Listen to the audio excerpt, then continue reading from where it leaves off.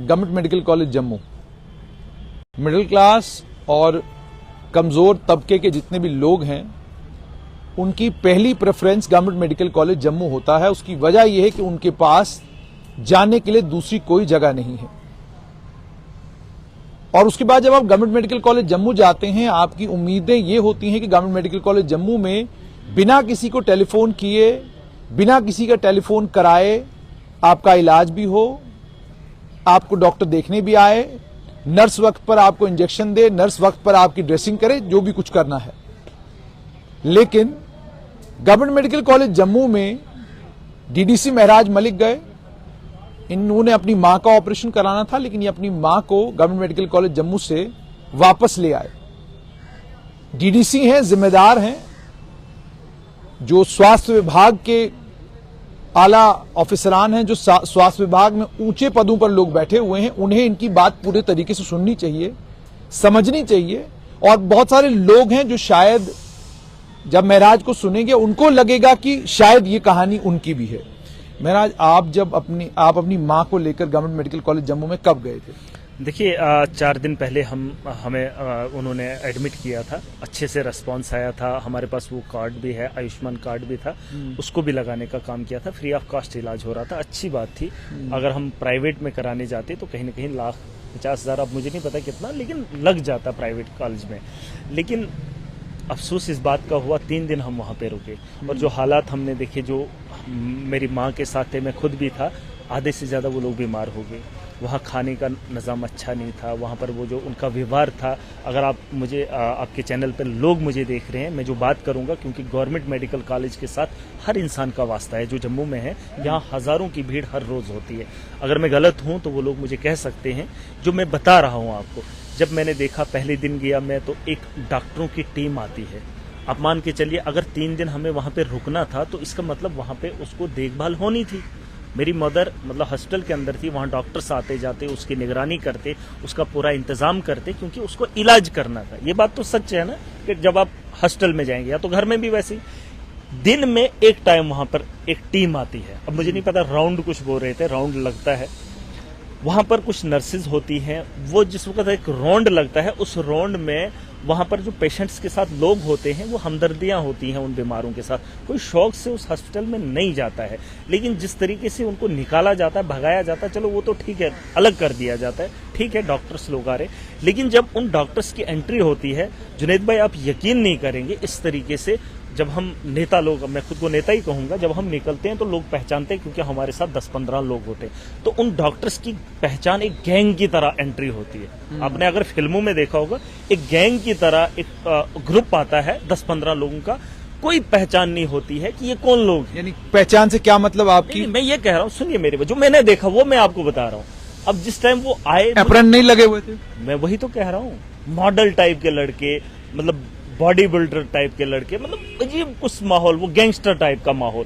और जब आए तो वहां पे वार्ड में आए, मैं भी देख रहा था, मैं बड़ा हैरान रह गया, मैं परेशान रह गया कि मैं जम्मू कश्मीर का एक काउंसलर हूं, डीडीसी काउंसिल का हिस्सा हूं, सरकार का हिस्सा हूं, और यहां पर ऐसे हालात में अपनी आंखों से देख रहा था। मुझे तो परेशानी हो गई और मुझे डर लगने लगा। अब मेरे पीछे भी बहुत सारे लोग हैं, मेरी मदर को कोई ट्रीटमेंट करे, अब मुझे ये भी नहीं पता ये कौन लोग हैं। बाई गॉड करके कहता हूं, कोई नाम नहीं, कोई ड्रेस नहीं, चलो मान के चलो, खुदा ना करे कोई दुश्मन आ जाए उसी बेस में, या कोट लगा के आ जाए, मेरी माँ को कुछ भी कर सकता था, क्योंकि मेरी दुश्मनी है लोगों के साथ। मैं ये कह रहा हूँ, मैं लिबास पे नहीं जाऊंगा, लेकिन मैंने और क्या परेशानी, मैं कह रहा हूँ, लेकिन ये बातें उनको भी सुनिए, हम किसको पकड़ते। अगर मेरी माँ को कोई इंजेक्शन दे देता उसी हालात में, तो मैं किसको बोलता कि कौन आदमी था जिसने मेरी मदद। आप कह रहे हैं वर्दी नहीं पहनते, ये किसी के साथ भी हो सकता है। नहीं, लेकिन आप कह रहे हैं वर्दी नहीं, कुछ भी नहीं। अगर मैं गलत हूं तो लोग देख रहे हैं मुझे, अगर पहचान नहीं हो पाती, नहीं बात। अच्छा, उनका रवैया ठीक है, सीखना सिखाना गलत बात नहीं है। अब डॉक्टर्स उनको सिखा रहे थे, अच्छी बात है, लेकिन एक दिन के अंदर एक डॉक्टर जो पढ़ा लिखा, जो अच्छा वेल एजुकेटेड है, जो अंग्रेजी में बोल सकता है, अंग्रेजी में जवाब दे सकता है, वो एक डॉक्टर बन सकता है। ये मैं भी देख रहा हूं, क्योंकि वो जो उनके साथ लोग थे। लेकिन वो डॉक्टर्स आपको दिन भर उसके बाद दिखेंगे नहीं।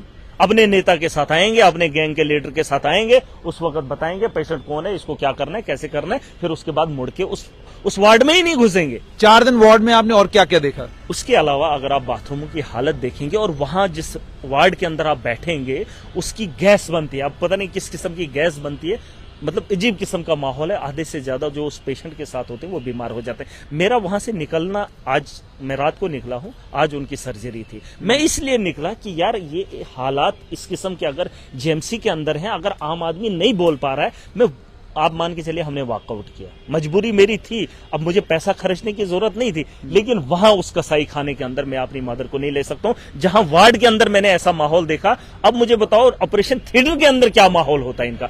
जिस तरीके से उनको सिखाया जा रहा था, हो सकता था, मुझे डर लगता है कि यार वहां पे इनके टांगे ना खोल दें और उसके बाद जोड़ने का काम करें या कुछ और ना कर दे, मुझे तो शक होता है। और उसके अलावा वहां पर जो व्यवहार किया जाता है, मतलब तमीज से कोई बात ही करना पसंद नहीं करता। मैं कहता हूं अगर डॉक्टर एक पेशेंट के साथ आराम से बात करे ना, आधे से ज्यादा बीमार वो वैसे ही ठीक हो जाएगा।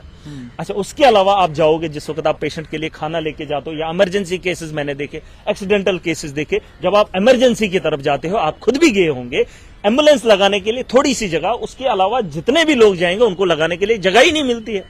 पार्किंग है वहां पे कहीं? यानी पार्किंग की भी दिक्कत है? बिल्कुल दिक्कत है। अब मुझे बताओ जो पेशेंट के साथ वहां पे आता है वो क्या खुशी से आता है? वो क्या उनकी अयाशी, वहां पे क्या क्लब खोला है या वहां पे दारू का कोई अड्डा खोला है, ठेका खोला है जहां लोग अयाशी करने के लिए जाएंगे? सिक्योरिटी गार्ड इतने लगा के रखे हैं। अच्छा, ऐसा ही माहौल वहां पे भी है। पार्क बना नहीं सकते हैं, उसको खुला नहीं कर सकते हैं, लोग इतने परेशान है, कहां बैठेंगे बेचारे, कहां बैठेंगे? ये सारी परेशानियां आपने देखी। उसके अलावा और कोई परेशानी जो आपको इन दिनों में, जितने दिन 4 दिन आप वहां पर रहे वार्ड में? परेशान काफी देखे, क्योंकि एक गरीब आदमी वो किसकी सिफारिश लेकर जाएगा, उसकी कहां सुनवाई होगी। अगर एक आम आदमी वहां पर जाता है, मुझे तकलीफ होने लगी डॉक्टर को ढूंढने में, मुझे तकलीफ होने लगी पता करने में कि कौन सा डॉक्टर मेरी मां को देखने है। अगर बाई चांस वहां पे इतने सारे मरीज थे, उनको देखने के लिए जब डॉक्टर, किसी को ज्यादा तकलीफ होने लगी, अब उसके साथ वाले को भी तकलीफ होने लगी, यार मैं डॉक्टर को बुलाता, लेकिन बुलाता किसको? वो किसको पूछता कि इसको कौन देखेगा?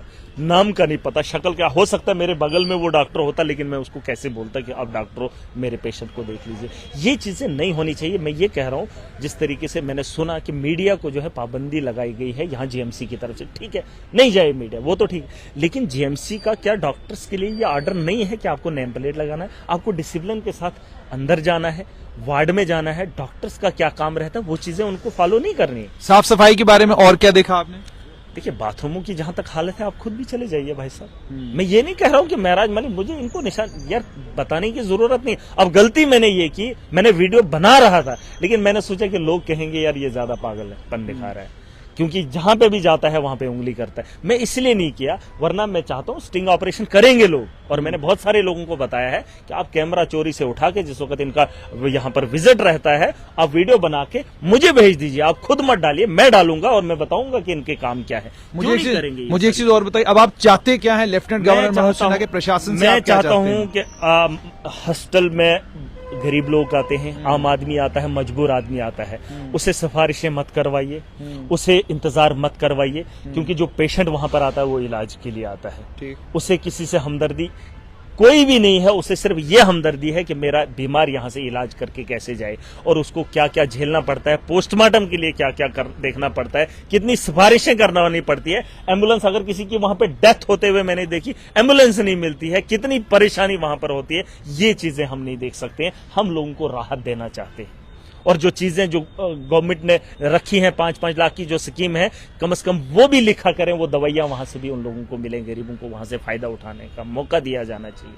वरना अगर वो चीजें नहीं मिल रही है, मैं इसलिए भी बाहर निकला हूं ताकि मैं इनका खुलासा करूं और इनके आंखें खोलने का काम करूं, ताकि ये काम जो है गरीब के साथ ना हो, गरीब को किसी की ताकत लगाने का वो मतलब उम्मीद ना हो कि यार मेरी तरफ से कोई फोन करे, फिर जाके जो है मुझे यहाँ पे एडमिट किया जाए और मेरे पेशेंट का इलाज हो।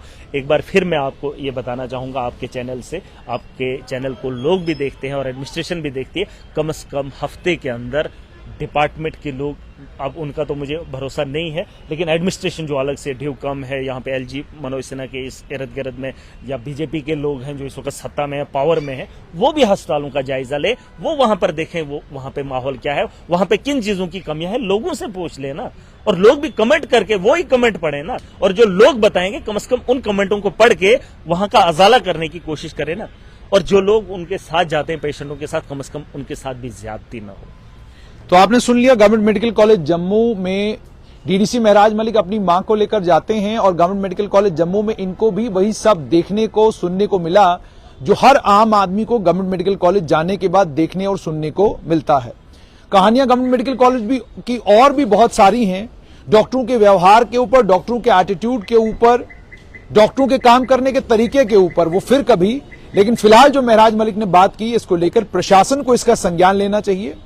और बात उन्होंने बिल्कुल सही कही है, जब तक आपका कोई जान पहचान वाला ना हो तब तक गवर्नमेंट मेडिकल कॉलेज जम्मू में आपको कोई पूछे, इसकी संभावना बहुत कम है। एलजी साहब जिस समय गवर्नमेंट मेडिकल कॉलेज जम्मू पहुंचे उसके बाद मैंने एक परिवर्तन वहां पर देखा। जो राजौरी से जो लोग जख्मी होकर आए थे उन लोगों का ख्याल दुगना रख रही थी एडमिनिस्ट्रेशन। वो रखना भी चाहिए, बहुत जरूरी है, मगर जो बाकी दाएं बाएं पेशेंट थे वो भी क्रिटिकल थे, वो भी बीमार थे, उनके बेड के पास भी जाना जरूरी है। यानी ये जरूरी नहीं कि एलजी साहब आएंगे तो आप बेड के पास जाएंगे, ये जरूरी है कि एलजी साहब की गैर मौजूदगी में भी वो सारे काम हो जो सारे काम वहां पर होने चाहिए। ये जरूरी नहीं कि एक वीवीआईपी आपको फोन करे उसके बाद ही आपको लगे कि इस पेशेंट का ख्याल रखना जरूरी है। आज भी जब आप इमरजेंसी में जाते हैं, आज भी आपको स्ट्रेचर के ऊपर वहां पर जब आपको पेशेंट मिलते हैं और हाथ में उनने क्या कहते हैं ग्लूकोज पकड़ा होता है, तो आप ये सवाल पूछने पर मजबूर हो जाते हो कि इतना बड़ा इंफ्रास्ट्रक्चर और हालात अब भी ऐसे।